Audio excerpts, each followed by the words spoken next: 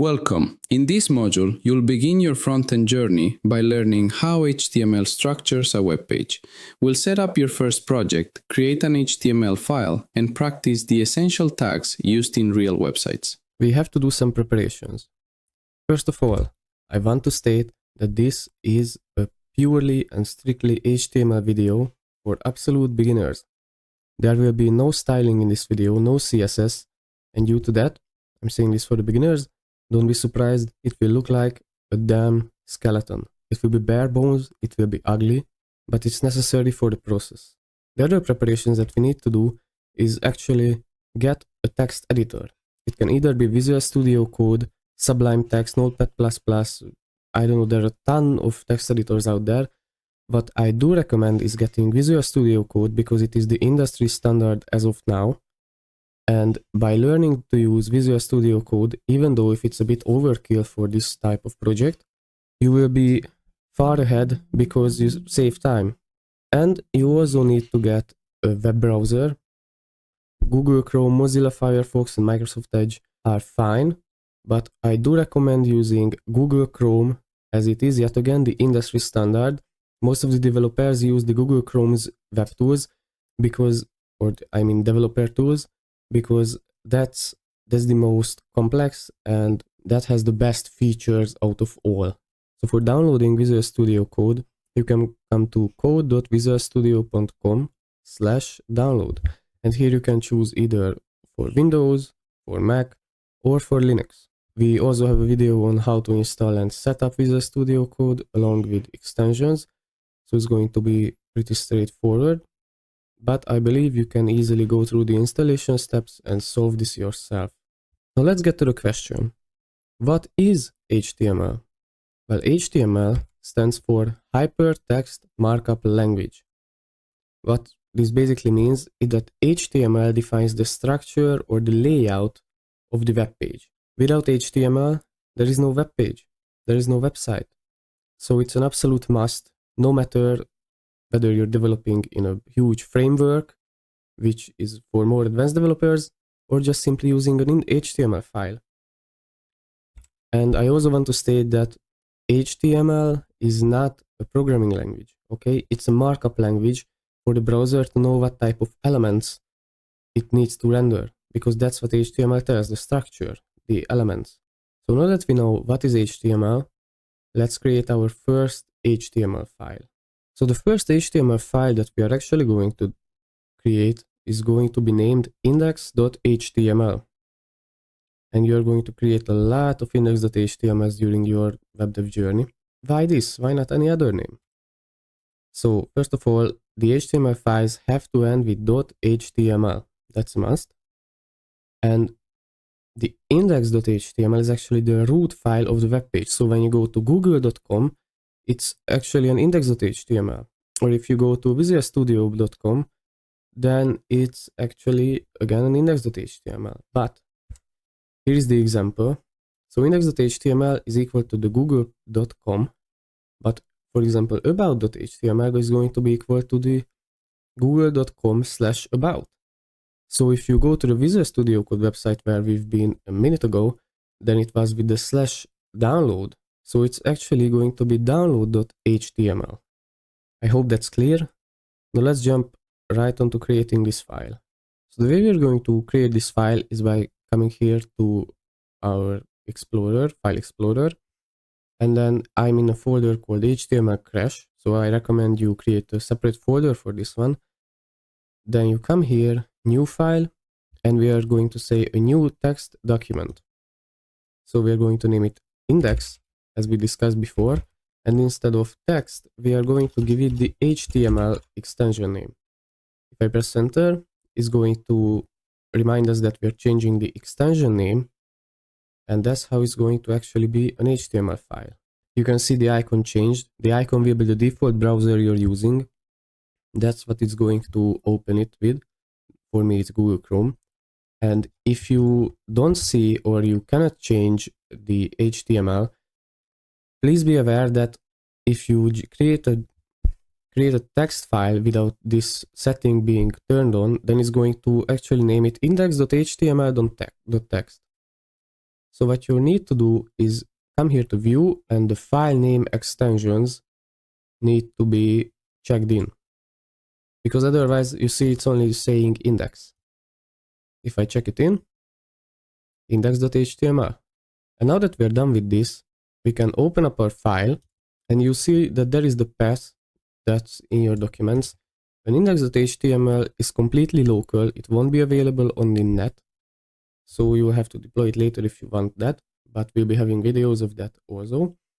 It's basically exists only on your computer, and you can see it's a totally blank document. So what I'm going to do is actually just open up Visual Studio Code, and this is what you're supposed to see. So I come here up to File, and then Open Folder. We're opening the whole folder. It is good practice to open a folder, because then you'll be able to access all the files. Later we'll have a CSS file and a JS file there. So just come here, open folder, and you are going to browse for your HTML crash folder. And as you can see, on the left side, there is our index.html. If I click it, it's completely empty, as it should be. So to get this started, we are going to call Visual Studio Code's help for the basic HTML structure. This is going to be a shortcut. Don't get overwhelmed. We'll go over each line.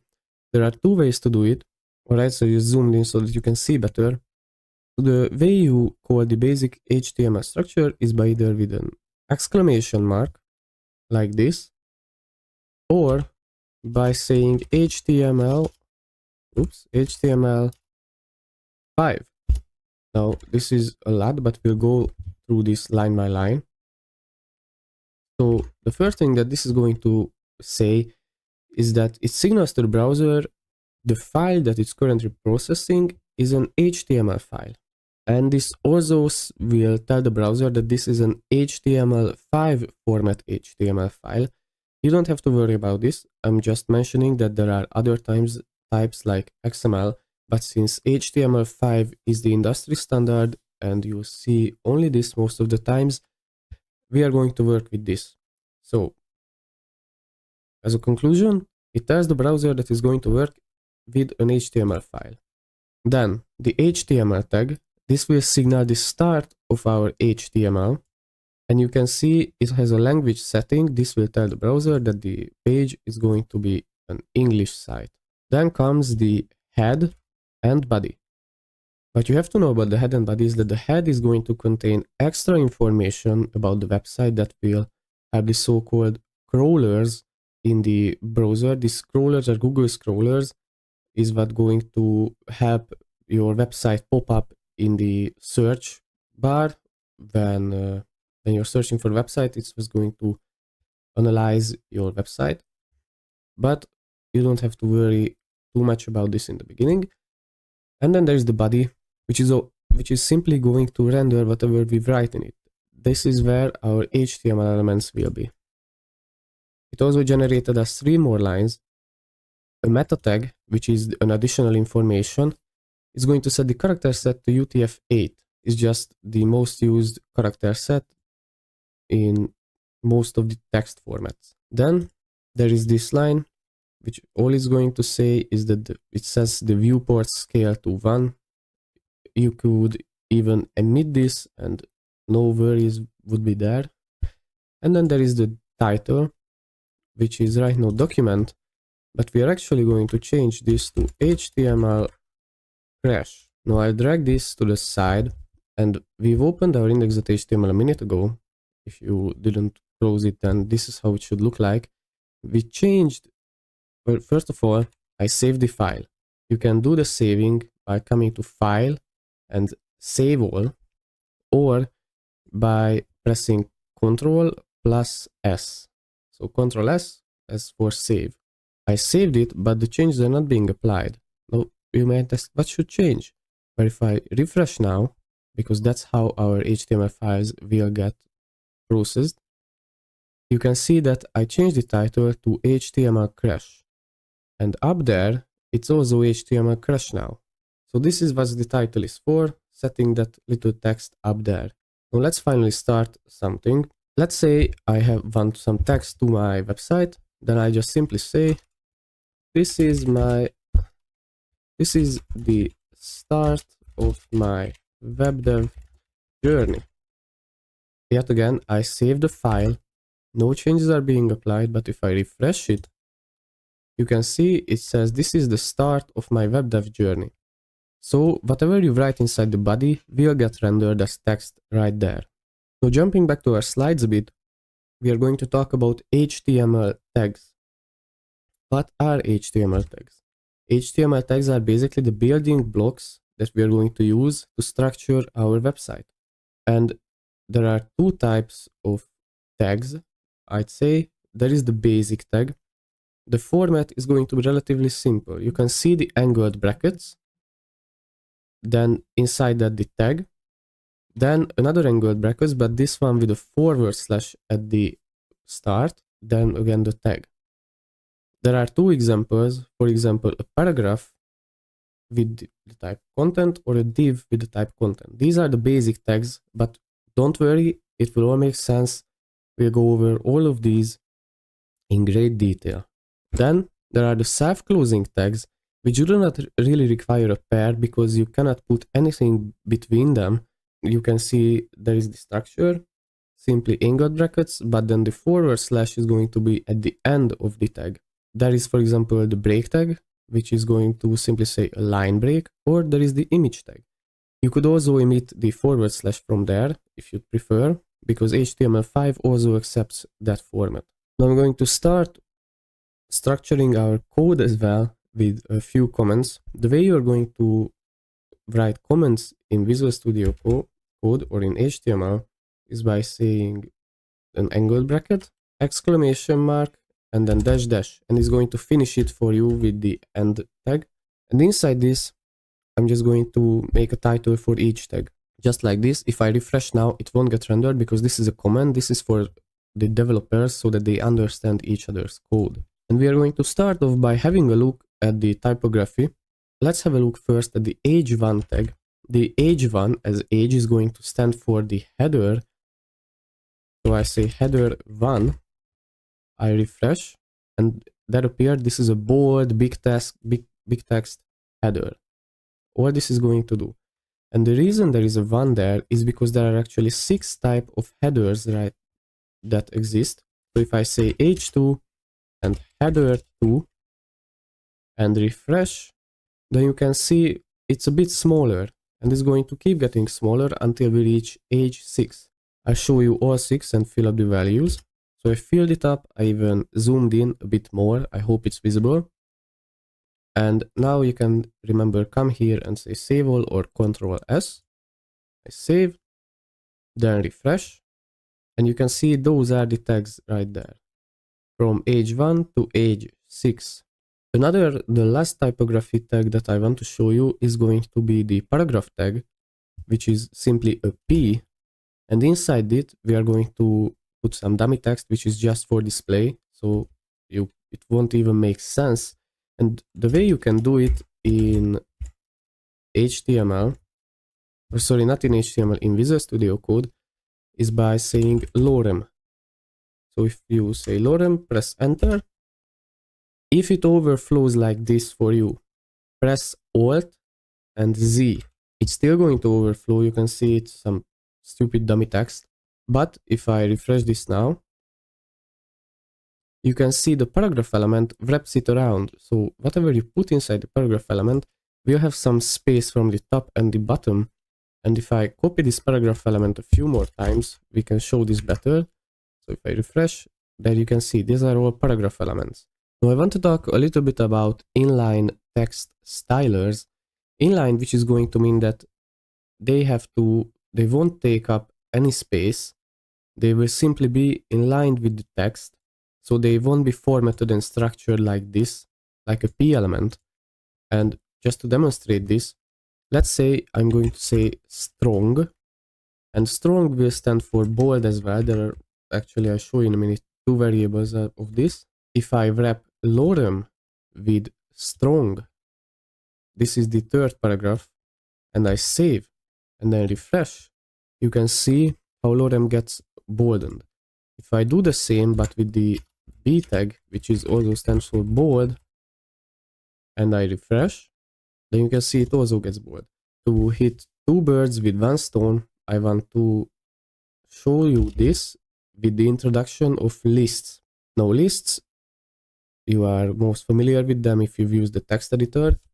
You can do by, there are two types, either an unordered list or an ordered list.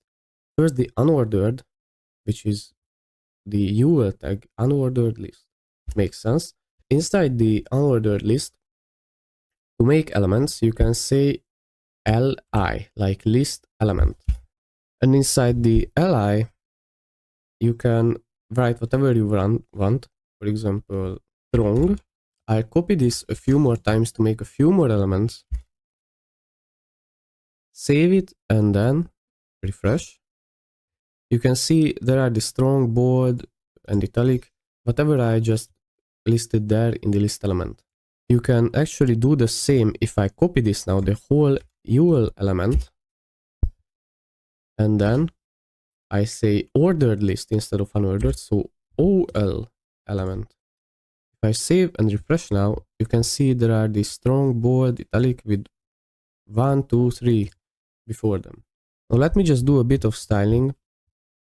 What I'm going to do so that you don't have to watch the bottom of the page is come here, and you don't have to do it. This is for the video purposes. Style. And I'm actually going to set a height of 3000 pixels for the body, so the whole body. And this will enable us, if I refresh, to start scrolling basically 3000 pixels down. So you can watch in the middle. The reason I said I'm going to show you inline text stylers here is because they are much better to see in a listed format. So as I said, inline text stylers will wrap something inside them. So we can say strong, and then inside the strong we wrap this text called strong in the list. I'll actually break this up so that you can see better. If I refresh now, it again becomes bold. I do the same for the bold. Refresh, there it is. And there are 4 more that I want to show you. So I cut it here and come back when I've done the formatting. So I've done all that was needed. As you can see, the strong tag will make something bold. The B tag will also make something bold. You can see it right there. The I tag will make something italic, while the emphasize tag will also make something italic. The delete tag will cross the text out. You can see right there. And the inserted tag will make an underline to the element. These are not the most important things in HTML, but they are good to know and they are easy to start with. So I wanted to cover these things. And before we jump into links and images, I just want to mention that there are these div tags. You're going to come across a lot of them if you are reading someone's code. So divs are mainly wrappers, the most often used elements. That's all divs are. I actually zoom out a little bit here because it's getting annoying. Divs are basically just containers. They are neutral containers. You will see them styled a lot. They are like little boxes that hold items. That's all they do. I just wanted to mention this. We're going to jump into links and images. Great work! You can now create a structured HTML page and organize text properly.